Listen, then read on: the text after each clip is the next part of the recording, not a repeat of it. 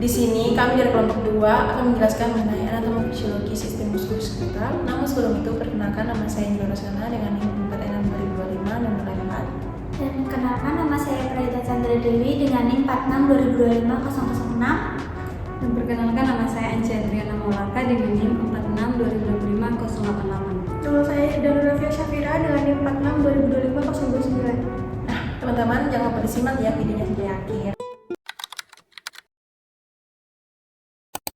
Baik, di sini saya akan menjelaskan tentang definisi sistem muskuloskeletal. Sistem muskuloskeletal adalah sistem tubuh yang terdiri dari tulang, otot, sendi, tendon, ligamen, serta jaringan penunjang lainnya yang bekerja secara terkoordinasi untuk menopang tubuh dan menghasilkan gerakan.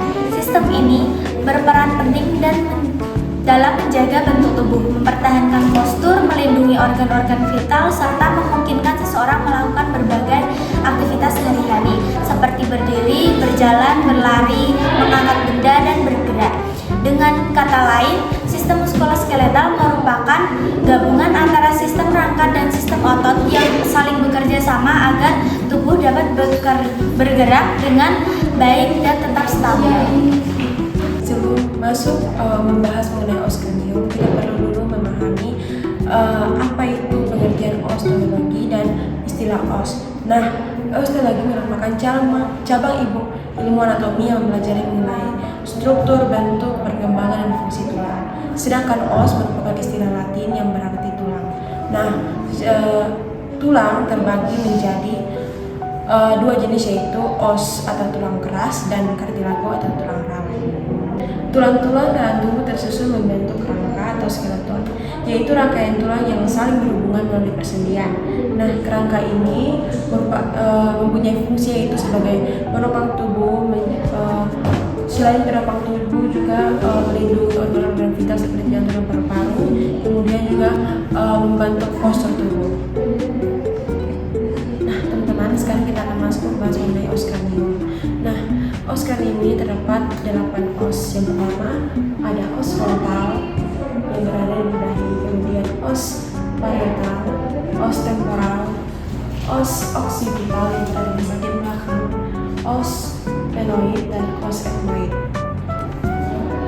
Nah, teman-teman, pada bagian os kranium ini terdapat juga otot yang namanya otot occipitofrontalis. Kenapa dibilang occipitofrontalis? Karena otot ini terbentang dari area os frontalis sampai ke area os occipitalis. Nah, otot ini berfungsi untuk menggerakkan kulit kepala dan juga menggerakkan dahi. Nah, pada bagian os kranium ini juga terdapat sendi, yaitu artikulasi sinaptropis, yaitu sendi yang tidak dapat digerakkan yang berfungsi untuk penopang struktur kepala. Jadi teman-teman, pada os kranium ini terdapat juga jaringan ikat yang namanya galea aponeurotica, yaitu jaringan ikat yang kuat yang menghubungkan antara otot frontalis dan otot occipitalis yang berfungsi untuk membantu pergerakan kulit kepala. Pada os kranium atau tulang tengkorak ini terdapat juga garis atau yang disebut dengan sutura, yaitu yang pertama ada sutura coronalis, garis yang membentang di antara membatasi antara os frontalis dan os parietal. Kemudian ada juga sutura sagittalis yang teman-teman bisa lihat, ini membatasi antara os parietal kiri dan os parietal sinistra dan os parietal dextra. Kemudian terdapat juga sutura lambdoidea yang membatasi antara os parietal dan os occipital. Secara fisiologis, seluruh komponen pada os kranium ini berfungsi untuk melindungi otak dari benturan, menopang struktur tubuh, mempertahankan bentuk dan kestabilan kepala atau os kranium, dan menjaga kestabilan tengkorak, serta menjadi tempat pendekatan otot dan membantu membentuk ekspresi wajah. Nah, selanjutnya teman-teman, aku akan masuk kepada os facial atau tulang wajah. Nah, pada os facial ini terbagi lagi menjadi beberapa bagian. Yang pertama ada daerah os nasal dan juga daerah os maxilar atau tulang mulut. Oke, baik teman-teman, jadi sini kita akan lanjut pada bagian os facial yaitu di bagian os nasal. Nah, pada bagian os nasal ini terdapat juga beberapa os. Yang pertama ada os nasal kemudian ada os kolon nasal yang bisa dideteksi teman-teman, ini namanya os kolon nasal. Kemudian ada os femur atau pembatas antara os kolon nasal yang membentuk bagian dari sekat hidung. Oke teman-teman, kemudian kita lanjut pada bagian os maksilar. Yang di sini tulang rahang atas.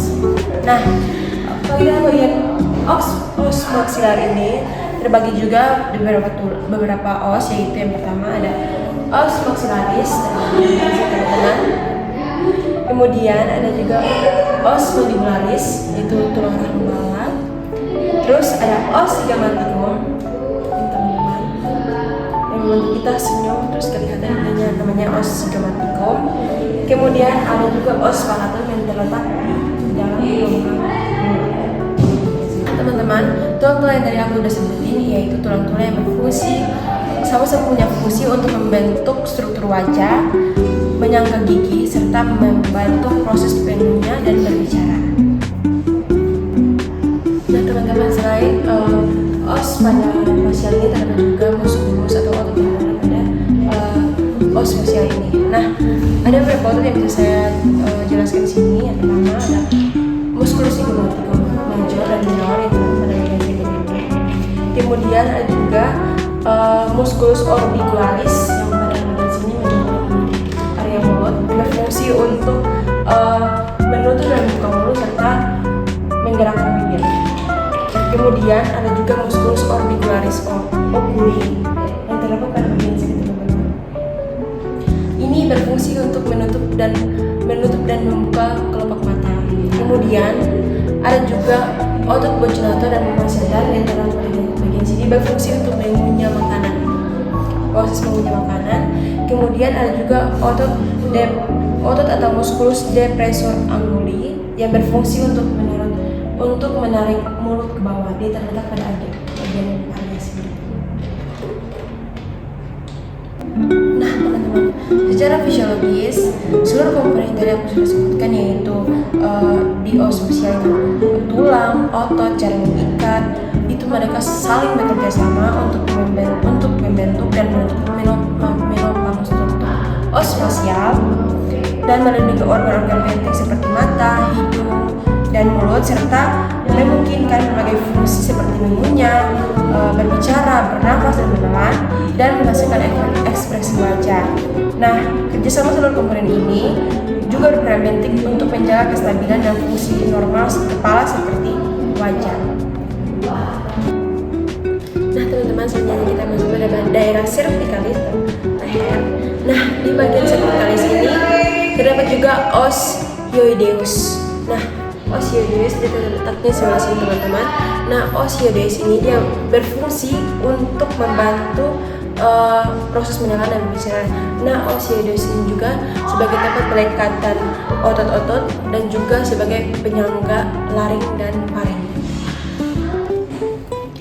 Oke, selanjutnya kita masuk ke dalam vertebra yang bisa disebut dengan tulang belakang. Nah, sebelum itu, pengertian dari tulang belakang atau vertebra merupakan rangkaian tulang kecil yang disebut vertebra yang tersusun bertempuk membentuk satu kesatuan fleksibel yang kuat.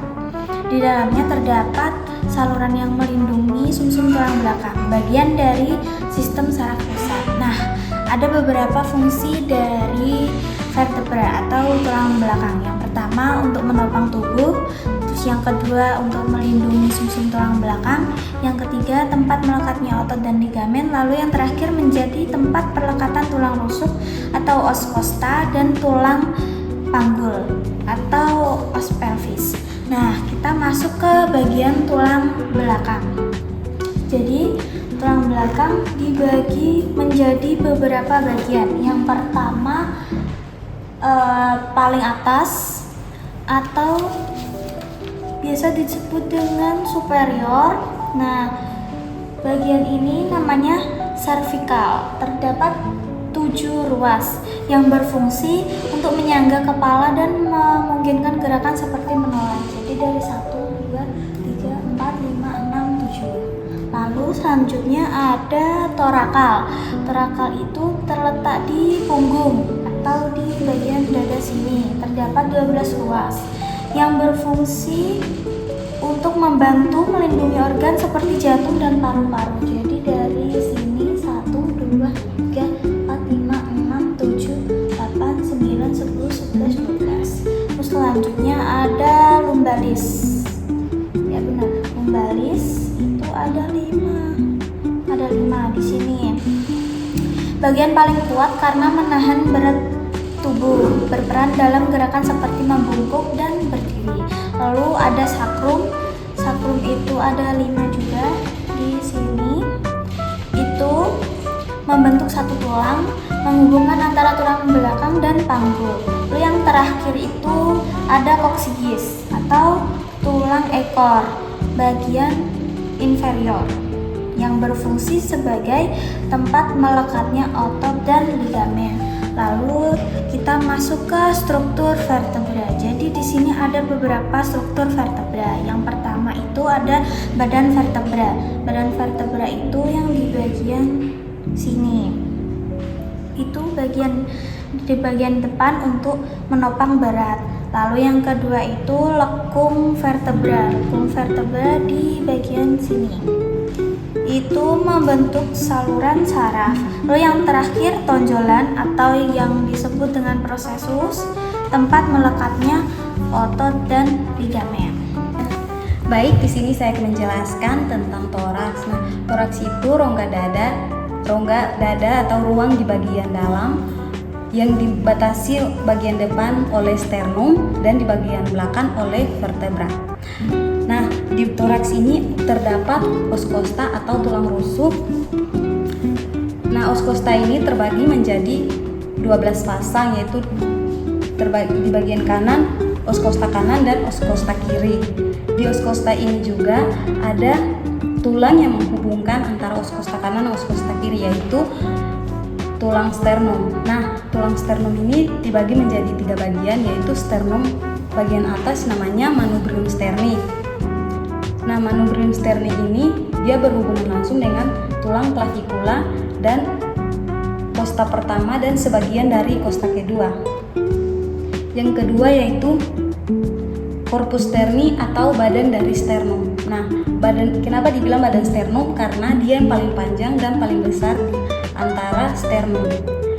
Dia ini berfungsi untuk melindungi organ vital di dalamnya seperti jantung, paru-paru, dan aorta. Dan yang terakhir, prosesus spiodeus atau tajuk pedang. Dia berada pada paling ujung dari badan sternum. Pada usia anak-anak dia masih seperti tulang, dia akan menjadi tulang rawan, dan saat kita dewasa dia akan menjadi tulang yang keras. Baik, di sini saya akan menjelaskan tentang di bagian toraks yang di sini berada dengan muskulus, yaitu ada 2 muskulus yang berada di bagian toraks, yaitu musculus pectoralis major atau biasa dibilang dengan otot besar karena dia berada paling depan dan paling besar. Nah, dia berfungsi untuk menggerakkan lengan kita ke bagian posterior dan internal atau bagian dalam. Yang kedua yaitu musculus kecil atau otot yang paling kecil yaitu pectoralis minor. Nah, muskulus ini dia berfungsi untuk menstabilkan costa scapula kita untuk menariknya ke posterior.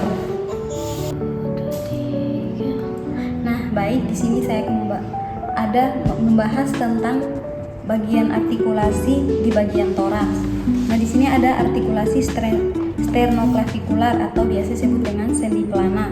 Nah, artikulasi sternoclavicular ini dia berfungsi untuk menghubungkan costa clavicula bersama dengan costa sternum, di mana dia berfungsi untuk menggerakkan artikulasi humero.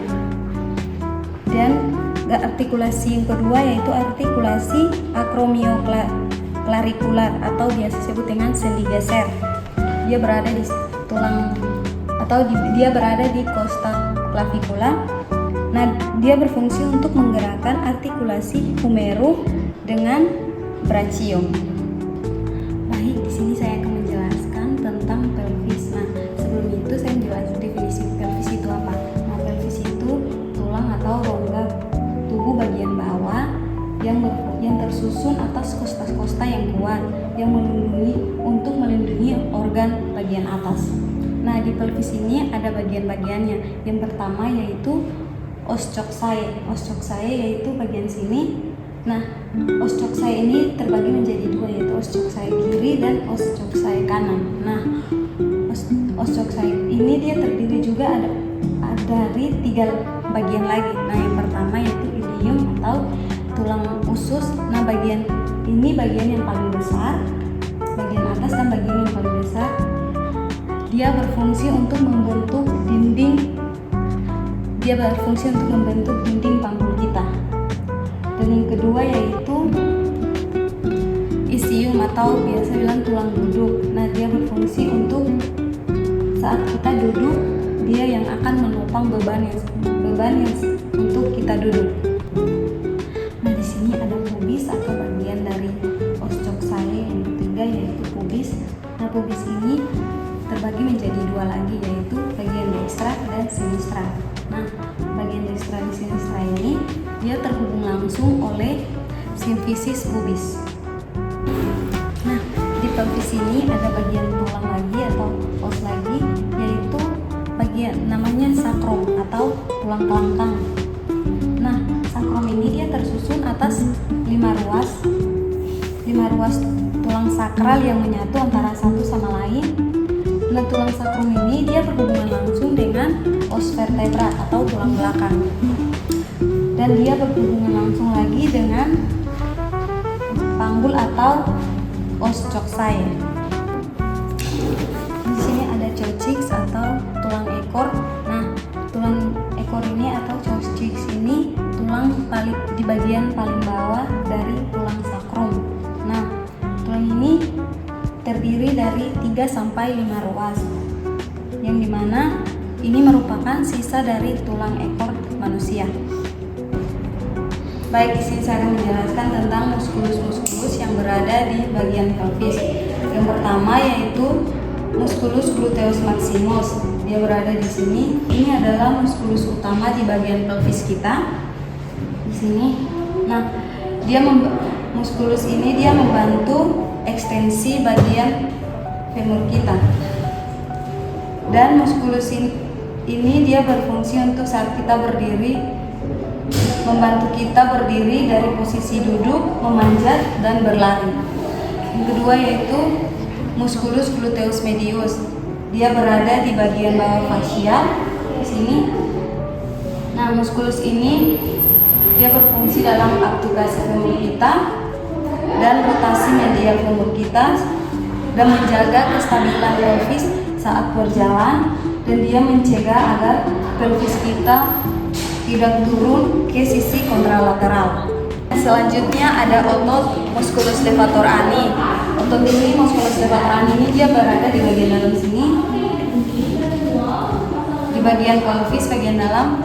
Nah, otot ini dia berfungsi untuk menopang organ vital di dalamnya seperti vesika urinaria, uterus, dan rektum.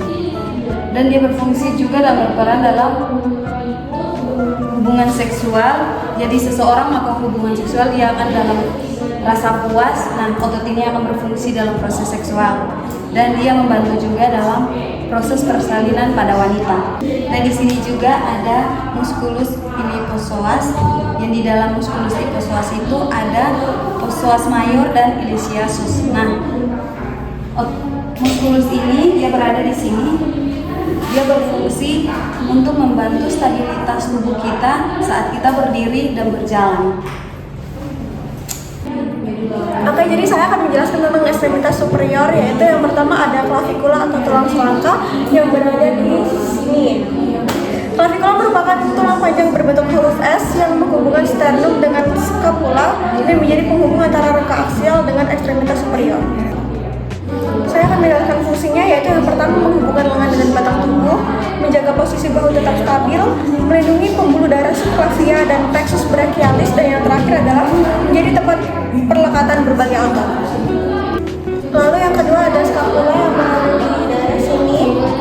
Scapula merupakan tulang pipi berbentuk segitiga yang terletak pada dinding posterior thorax dan berperan sebagai tempat perlekatan berbagai otot bahu. clavicula menjadi tempat perlekatan otot-otot bahu, dan yang terakhir adalah membantu stabilitas dan pergerakan bahu. Lalu yang ketiga ada humerus atau tulang lengan atas yang berada di sini, yaitu merupakan tulang panjang yang membentuk lengan atas dan menghubungkan skapula dengan tulang lengan bawah. Fungsinya untuk membentuk sendi bahu dan siku, menjadi tempat perlekatan otot tangan, dan berperan dalam berbagai gerakan lengan. Lalu yang keempat ada radius yang letaknya sejajar dengan ibu jari yang berada di sini, yaitu tulang panjang pada sisi lateral lengan bawah atau sisi ibu jari. Yaitu fungsinya untuk membantu gerakan pronasi dan supinasi, menyalurkan gaya dari tangan ke humerus, dan yang terakhir membentuk sebagian sendi siku dan pergelangan tangan. Lalu yang kelima ada ulna, yaitu merupakan tulang panjang pada sisi medial lengan bawah, yaitu sisi dari kelingking yang berada di sebelah sini. Yaitu fungsinya yang pertama membentuk sebagian besar sendi siku, menstabilkan lengan bawah, dan yang terakhir adalah menjaga tempat perlekatan otot. Lalu yang keenam ada ossa carpalia atau tulang karpal, yaitu merupakan 8 tulang pendek yang membentuk pergelangan tangan, yaitu berada di sebelah sini. Yaitu fungsinya membentuk struktur pergelangan tangan, memungkinkan berbagai gerakan tangan, yang terakhir menopang hubungan antara lengan bawah dan telapak tangan. Lalu yang nomor 7 ada ossa metacarpalia, yaitu merupakan 5 tulang jenjang yang membentuk telapak tangan, yaitu berada di sini. Fungsinya membentuk kerangka telapak tangan, menopang gerakan menggenggam, dan yang terakhir menghubungkan tulang karpal dengan falang. Lalu yang nomor 8 ada phalangus atau falang jari tangan, yaitu merupakan tulang-tulang penyusun jari tangan yang berjumlah 14 buah. Ibu jari terdiri atas 2 falang, sedangkan jari-jari lainnya masing-masing terdiri atas 3 falang, yaitu berada di sini. Fungsinya membantu gerakan halus dari tangan, memungkinkan aktivitas menggenggam, menjubit, dan memegang benda, dan yang terakhir menunjang koordinasi gerakan tangan. Dan saya sekarang akan menjelaskan tentang ekstremitas inferior, yaitu ada os femur atau tulang paha yang berada di sebelah sini. Os femur merupakan tulang panjang yang membentuk paha dan menjadi tulang perpanjang serta terkuat dalam tubuh manusia. Lalu fungsinya pertama menopang sebagian besar berat badan, menghubungkan panggul dengan tungkai bawah, dan yang terakhir adalah berperan dalam gerakan berjalan, melompat, berlari, dan berdiri. Lalu yang kedua ada os patella, yaitu berada di sini. Os patella adalah tulang sesamoid terbesar yang terletak di dalam tendon otot quadriceps femoris pada bagian depan lutut. Fungsinya yaitu untuk melindungi bagian anterior sendi lutut, meningkatkan efisiensi kerja otot quadriceps saat ekstensi lutut, dan yang terakhir adalah mengurangi gesekan tendon quadriceps pada femur. Lalu selanjutnya ada os tibia yang berada di sini. Os tibia adalah tulang panjang yang berada di sisi medial tungkai bawah dan merupakan tulang utama penyangga berat badan. Fungsinya menjadi tulang utama penyangga berat badan pada tungkai bawah, membentuk sendi lutut dan sendi pergelangan kaki, lalu menjadi tempat perlekatan berbagai otot tungkai. Lalu selanjutnya ada os fibula yang berada di sini, yaitu tulang panjang yang terletak di sisi lateral tungkai bawah dan berperan sebagai tempat perlekatan otot. Fungsinya untuk menstabilkan tungkai bawah dan pergelangan kaki, menjadi tempat perlekatan otot-otot tungkai dan membantu menjaga keseimbangan gerakan kaki. Dan lalu selanjutnya ada ossa tarsalia atau tulang tarsal, yaitu merupakan 7 tulang pendek yang membentuk daerah pergelangan kaki yang berada di sini. Fungsinya membentuk struktur pergelangan kaki, menyalurkan beban tubuh dari bagian telapak kaki, dan membantu gerakan fleksi, ekstensi, inversi, dan eversi kaki. Yang selanjutnya ada musa metatarsalia, yaitu 5 tulang panjang yang membentuk bagian tengah telapak kaki, yaitu jadi di sini. Fungsinya untuk membentuk lengkung atau arkus telapak kaki, yang kedua menopang berat badan saat berdiri dan berjalan, lalu yang terakhir menjadi penghubung antara tulang tarsal dan falang. Lalu yang terakhir ada phalangus atau falang jari kaki, merupakan tulang-tulang penyusun jari kaki yang terdiri dari 14 tulang. Ibu jari memiliki 2 falang, sedangkan jari lainnya memiliki masing-masing 3 falang, yaitu berada di sekitar sini. Fungsinya membantu keseimbangan tubuh, berperan dalam fase dorongan atau push off saat berjalan dan berlari, lalu yang terakhir membantu gerakan fleksi dan ekstensi jari kaki. Baik, demikianlah video anatomi fisiologi sistem muskuloskeletal dari kelompok 2.